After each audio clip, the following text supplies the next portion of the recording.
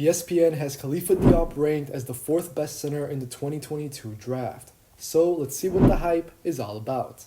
This is Florence Sealing. Let's break him down.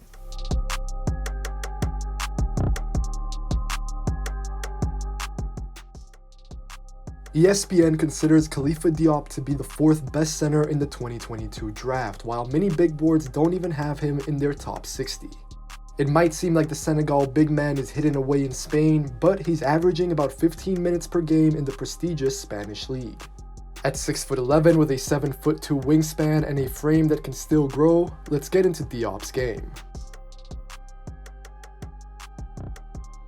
KHALIFA Diop's game at this stage of his development is pretty simple. That's both good and bad, and I'll get into why later, but let's start with his work in the pick and roll. I like the 6'11" center quite a bit in these situations. Diop is not going to blow your mind, but he makes himself wide by setting good screens, and then knows how to time and pace his dives to the rim with good footwork. From there, Diop has shown flashes of finishing through contact, off the glass, or getting to the free throw line. As of this video, he's making 63% of his shots in all competitions. In the Spanish league, Diop makes 67% of his field goals, which is quite an impressive figure despite the improvable sample size. In addition to pacing himself as a screener and roller, Diop can also play above the rim. No matter how perimeter-oriented the NBA gradually becomes, I think this is something that you can always use from a center, especially when you consider Diop is not really a tweener big that can also play the 4.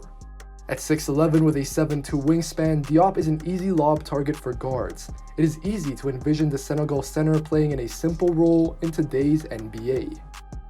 In the same way that Diop's height, length, and bounce allows him to play above the rim, I've also been impressed with his motor and skill on the offensive glass. The numbers are not incredible because quite frankly he does not play all that much. Diop is only averaging about 1.3 offensive rebounds per game across all competitions this season. However, he has good instincts crashing the boards and creating second chance opportunities for himself and his team. This is one of those cases where you must match the numbers with the eye test. I commented earlier that being 6'11" with a wingspan over 7 feet makes Diop an easy target for lobs. On that same note, those tools also give him a pretty big rebounding radius. On top of that, I also want to touch on his frame. He already weighs in at around 230 pounds, but Diop is mobile and moves well around the floor. His wide shoulders also make me think that he can get even stronger in the NBA. Most of all, what I like is that Diop has shown that he can track and compete for loose balls on the glass. Diop knows how to position himself and be the first one to misses. He can keep the ball alive by inhaling the rebound and then resetting the play, or simply by tapping it out to the perimeter for someone else to collect it. If not, Diop has also shown that he's able to go up for the rebound and put the ball through the hoop himself. That can come in the form of tip-ins or putbacks. He also has a very solid second jump, which lets him go up, down, and back up again. Getting into the more expansive parts of Diop's game, I think he's shown some flashes as a passer worth looking into. The finished product is not there, but watch this play for instance. Diop gets the ball on the short roll and hits the cutter on the weak side.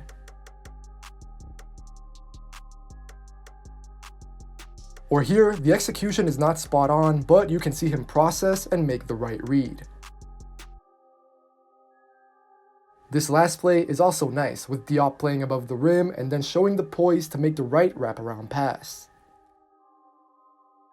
In terms of a jumper, it's safe to say that this is a work in progress for Diop. To start, his range is limited. He can't really extend beyond the free throw line or comparable distances, but Diop can make this shot once in a while.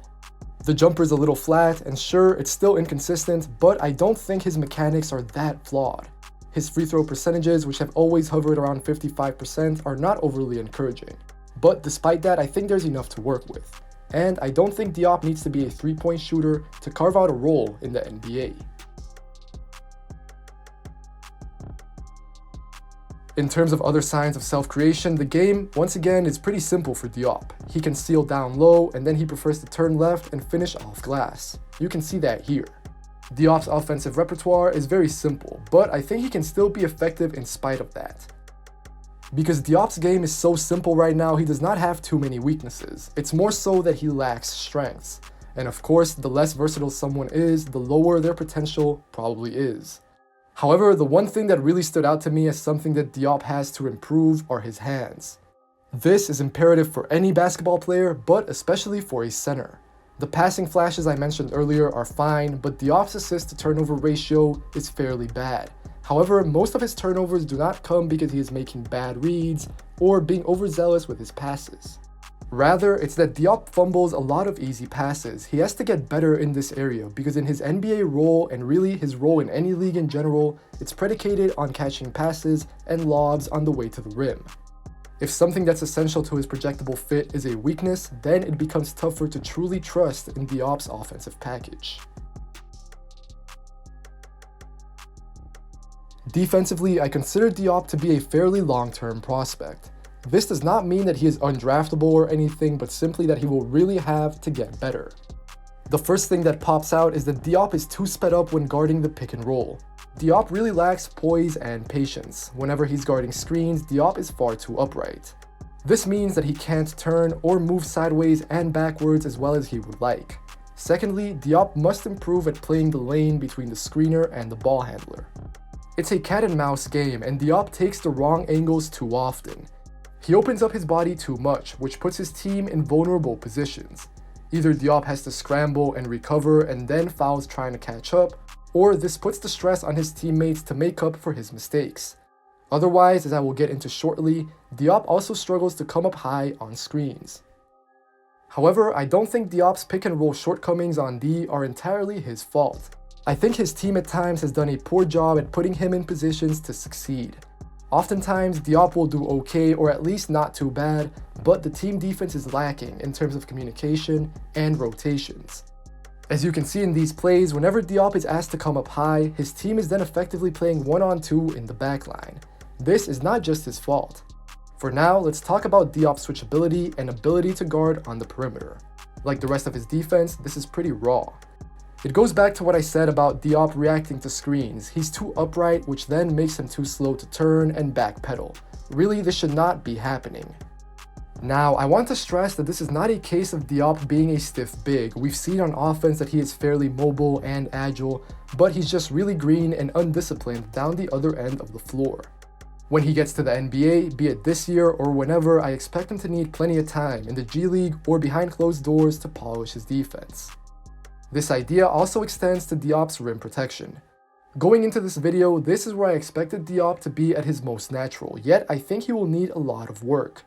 Despite grazing 7 feet, Diop only averages about half a block per game in all competitions. Most of the time, he more or less knows where he has to be, but Diop is still a step slow, so his reaction time means that he does not always alter or block shots as well as he could. Again, the tools are there, but the patience and the timing to be impactful are not. Like his defensive work in the pick and roll, part of this is that Diop is too hasty.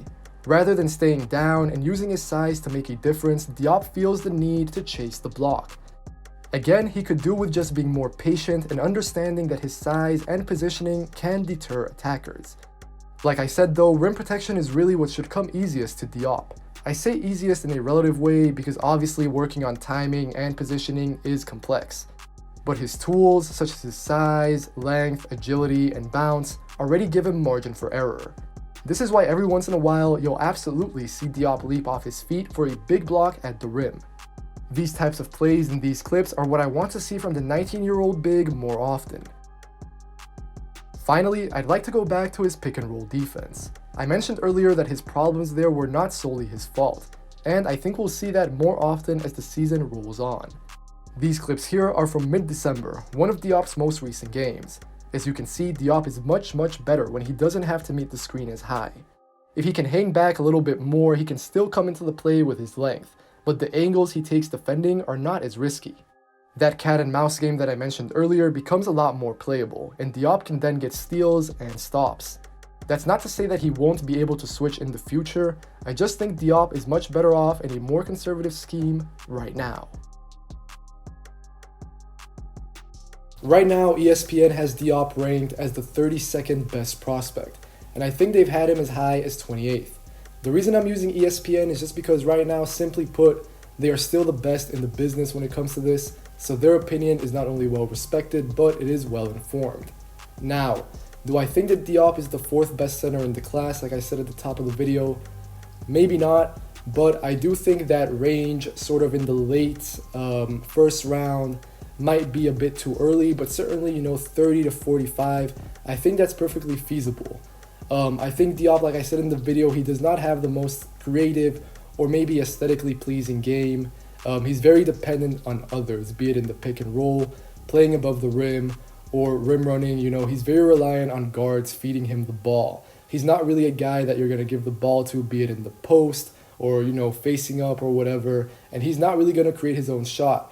But I don't think that's necessarily a bad thing. Now, sure, does he have his limitations? Absolutely, especially on defense, like I'll touch on in a second. But on offense, I think that knowing your strengths, playing to them, and then playing within yourself does not necessarily have to be a bad thing, especially, like I said, if you're playing on a team with real stakes. Now, defensively, this is where I have the most concerns about Diop, simply because he is still so raw, so green on this side of the basketball. However, he's not going to be the first, nor is he going to be the last prospect, especially when it comes to centers, to come into the league having to learn a lot. I think, in this case, it's going to be very important where he ends up. Is he going to go to the G League? Is he going to be a draft and stash type of guy? All those questions still have to be answered, but what is clear to me is that he will need a program with a strong developmental track record, particularly on the defensive end of the basketball, in order to really get the most out of his skills. I think that's something that will be very important for Diop's development, not just early on in his career, but in terms of getting him up to scratch to where he needs to be early on, is scheme. And what I mean by that is that we've seen him so far, he can struggle coming up high in the pick and roll. He's not very skilled at doing that, but if you sort of bring backwards his point of contact, then he's a lot more comfortable operating in that in-between area, making sure that the screener does not have a wide open lane, I should say, to the rim, making sure that the ball handler, feels a little bit of that pressure, feels a little bit of that stress that otherwise he might not feel. So I think that with Diop, how you use him and how you develop him, especially on D, will be important. But offensively, I do buy the package. As always, make sure to leave a comment telling me what you think of KHALIFA Diop. Make sure to leave a like if you enjoyed the video, and if you enjoyed the channel, if you want to see more videos like this, make sure to subscribe. Take care, and I'll see you guys next time.